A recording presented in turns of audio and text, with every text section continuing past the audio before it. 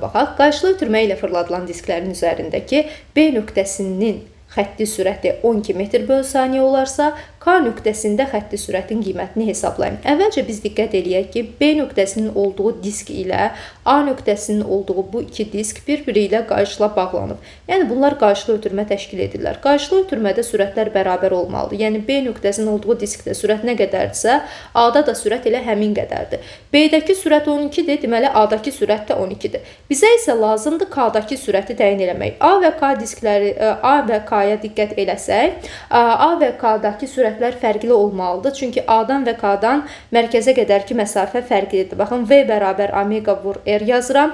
A və K nöqtələri eyni bir diskin üzərindədir deyə omega, yəni bucaq sürəti sabitdir. Amma radiusla düz mütənasib olaraq asılılıq var. Baxın, A nöqtəsinin olduğu diskin radiusu bu qədərdir. K nöqtəsinin olduğu diskin radiusu isə bu qədərdir.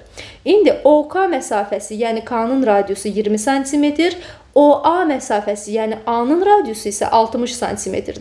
Deməli, diqqət edirsiniz ki, K-nın radiusu A-nın radiusundan 3 dəfə balacadır. Baxın, bu 20-dir, bu 60-dır. 3 dəfə azdır. Deməli, K-dakı radius əgər 3 dəfə azdırsa, deməli, sürət də 3 dəfə az olmalıdır. Yəni, A-dakı sürətimiz 12-dirsə, K-da 3 dəfə az, yəni 4 metr/saniyə olacaq. Cavab olar burada Y variantı. Sağ olun, gələn izahlarda görüşərik.